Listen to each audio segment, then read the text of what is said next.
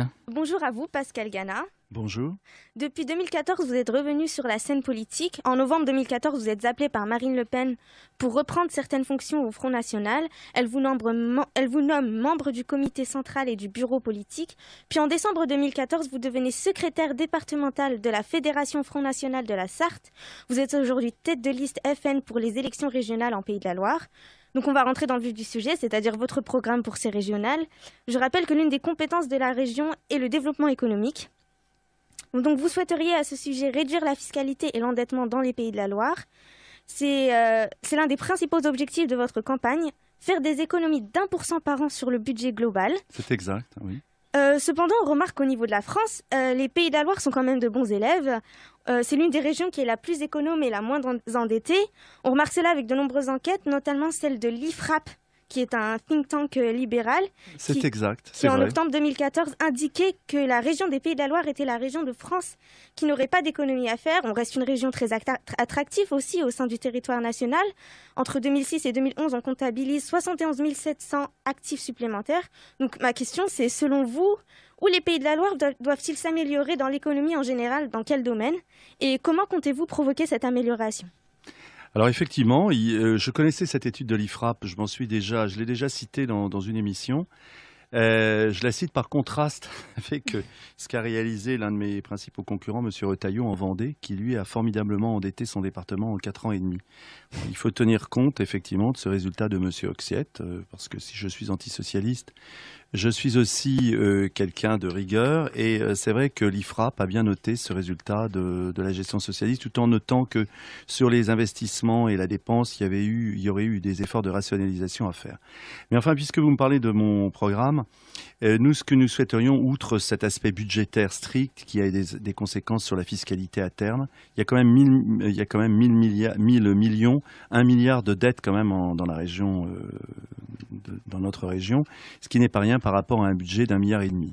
Certes, il y a des régions où c'est bien pire, et donc il faut le reconnaître.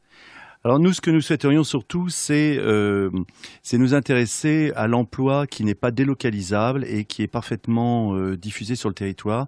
C'est celui des PME, PMI, TPE, voilà, les petites entreprises, les indépendants, commerçants, etc. Tout d'abord, un geste symbolique, et puis qui n'est pas que symbolique parce qu'il traduit une volonté d'action, c'est créer une vice-présidence aux petites et moyennes entreprises. Ensuite, il y a d'autres mesures, particulièrement concernant l'apprentissage et la formation. En ce qui concerne l'apprentissage, nous souhaiterions doubler la prime d'apprentissage, mais non pas de façon comme ça sèche, à l'issue d'un parcours qui serait établi en liaison avec les maîtres d'apprentissage, de manière à ce qu'au fur et à mesure que l'apprenti progresse, une somme supplémentaire soit débloquée.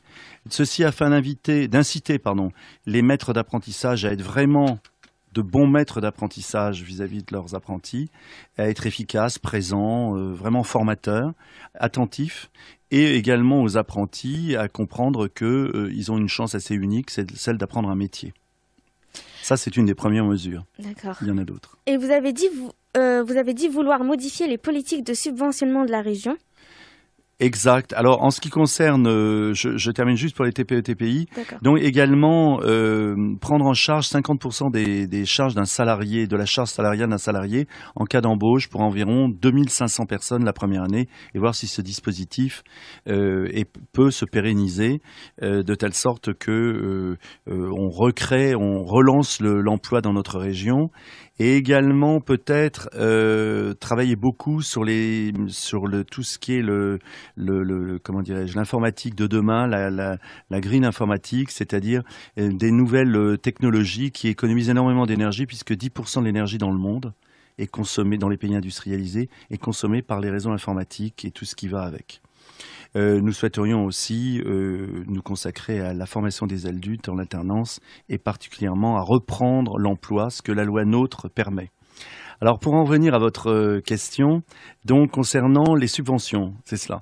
Alors nous n'avons pas, contrairement à beaucoup de gens qui ont tendance à s'attaquer à la culture, qui est considérée comme un domaine vraiment budgétivore, nous n'avons pas du tout cette attitude. Nous souhaitons, nous, diminuer le budget de 1% sans spécialement cibler la culture, mais les subventions en général, ce qui est très différent, car il y a beaucoup de subventions à des associations communautaristes, sociales, etc., qui nous semblent inutiles et néfastes. Particulièrement dans le climat actuel, nous pensons qu'il faut resserrer le regard sur...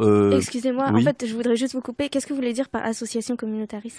Alors, associations communautaristes, selon nous, ce sont les associations issues de certains courants de l'immigration. Je ne dis pas tous les courants de l'immigration, et particulièrement les courants salafistes, wahhabistes, tout cet islam extrême, qui est un terreau intellectuel à ce que l'on a vu ces derniers temps, que ce soit en Belgique ou en France. Nos deux pays ont des concordances, malheureusement, dans ce domaine.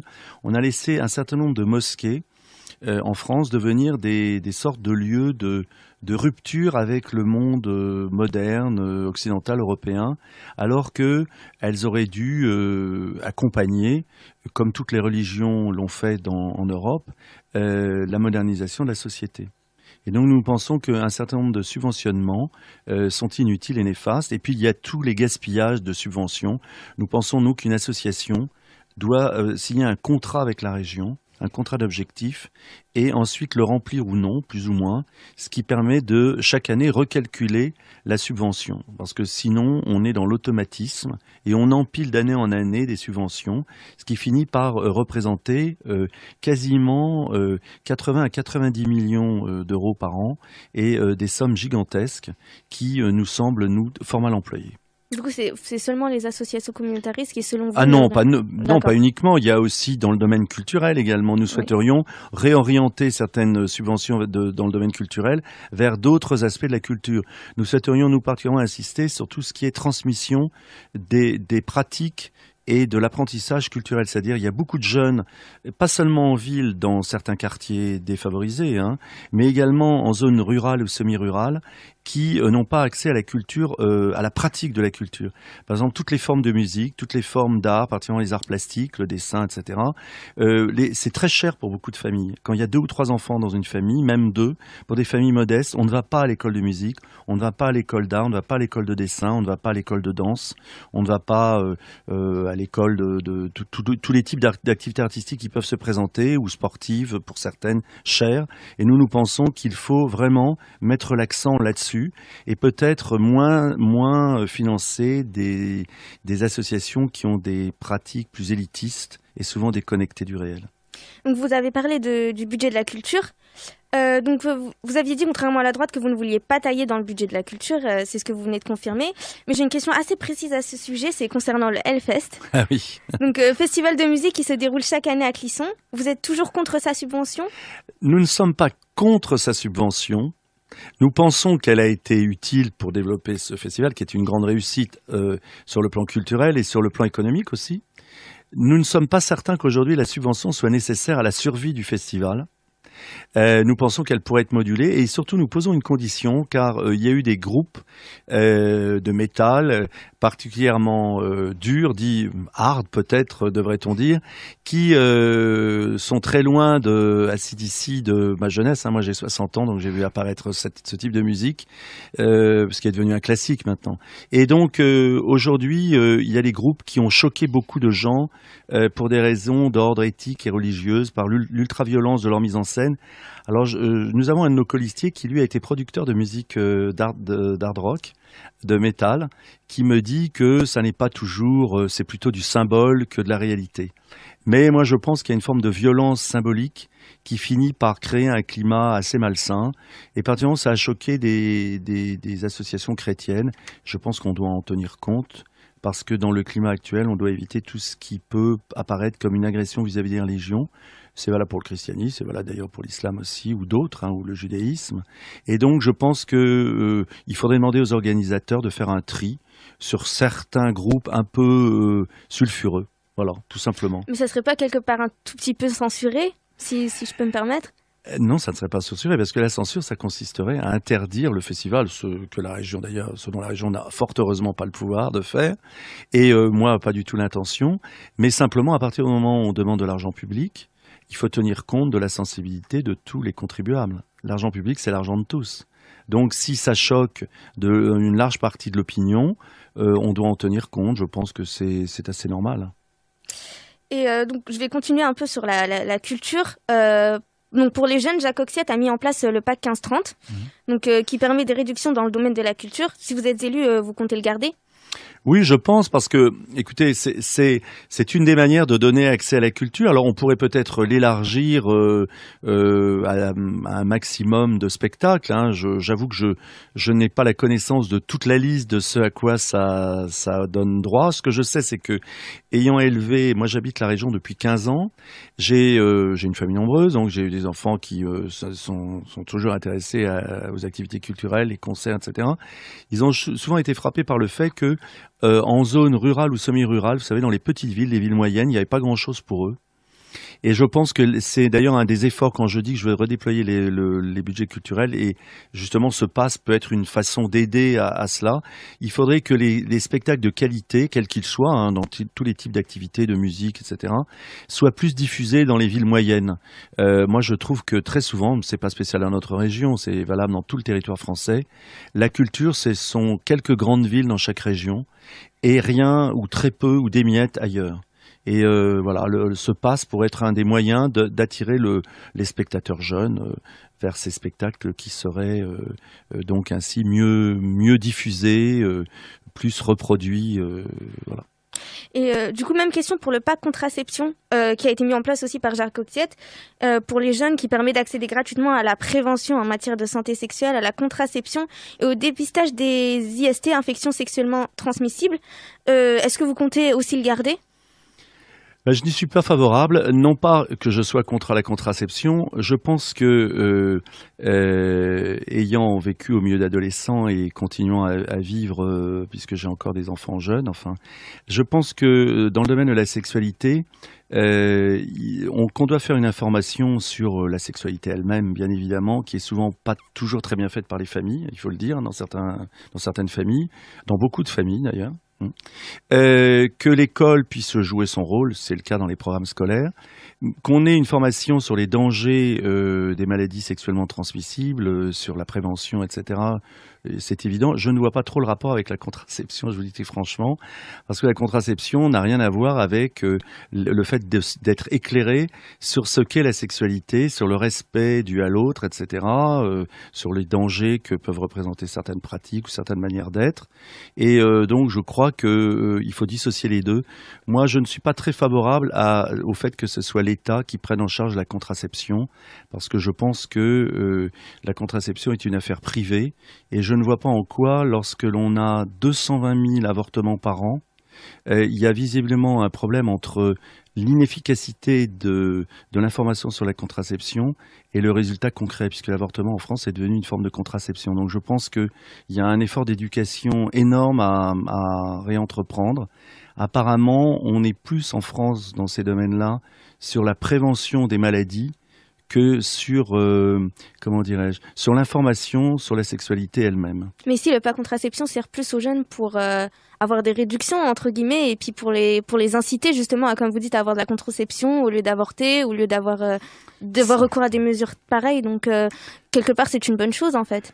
Oui, mais je pense qu'on peut aussi dire aux jeunes que, si vous voulez, moi, je ne suis pas certain que la sexualité extrêmement jeune soit forcément une forme d'épanouissement psychologique de l'adulte. Moi, je constate autour de moi que beaucoup de jeunes adultes ont un problème relationnel au travers de la sexualité, et que donc peut-être qu'il faudrait montrer que la sexualité, si vous voulez, n'est pas que la simple activité sexuelle, mais qu'elle a aussi toute une symbolique sociale, toute une symbolique relationnelle dans la durée. Et je pense qu'à trop parler de contraception, on ne parle pas d'affectivité ou de psychologie.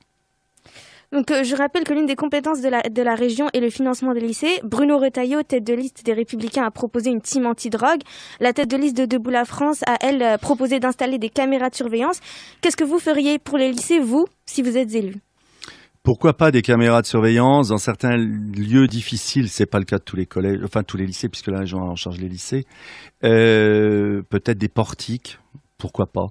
Je suis très sceptique sur toutes les mesures de sécurité préventive, parce que je pense qu'on n'empêchera jamais la violence à l'intérieur des établissements, parce qu'on a mis à la porte, un contrôle. Il existait déjà. Après tout, il suffit de montrer sa carte de lycéen à l'entrée. Bon. Alors les caméras à l'intérieur de l'établissement, pourquoi pas? Moi, je crois qu'il y a un problème qui ne dépend pas entièrement de la région, mais qui peut être le fruit d'une action collective, peut-être financée par la région. C'est essayer de réfléchir sur les causes de la violence, les causes de la rupture avec le milieu social ou avec l'institution scolaire, faites auprès des adolescents. Pourquoi es-tu violent? Pourquoi ne parviens-tu à t'exprimer que par la violence? Et je pense que là, il y a un côté très éducatif qui demande évidemment des éducateurs de l'argent, mais qui ne demande pas forcément beaucoup de techniques. Souvent, on dit toujours que quelqu'un qui n'arrive pas à s'exprimer s'exprime par la violence, et je pense qu'il vaudrait mieux se réapproprier les mots et l'expressivité, l'expression. C'est ce qui fait du lien social, y compris dans les lycées. Donc, dernière question, vraiment brièvement. Marine Le Pen a prédit lors de votre meeting à Andar une fessée électorale de la part du Front National. Est-ce que vous êtes aussi confiant qu'elle? Oui, Marine, évidemment, parlait, elle, au niveau national. Au niveau régional, nous étions à 7% et quelques la dernière fois, c'est-à-dire n'ayant pas franchi la barre des 10%, nous n'avons pas eu d'élus. Cette année, nous serons au-dessus de 20%. Je sais pas, il y avait un écho de Presse Océan qui disait que nous serions entre 24 et 27%. Moi, je me méfie un peu des sondages. Certains pensent que les événements horribles qui se sont produits vont profiter au Front National. J'en suis pas certain, c'est pas spécialement mon but. Je pense que, vous savez, en matière de sondage, c'est comme les parfums, les sondages.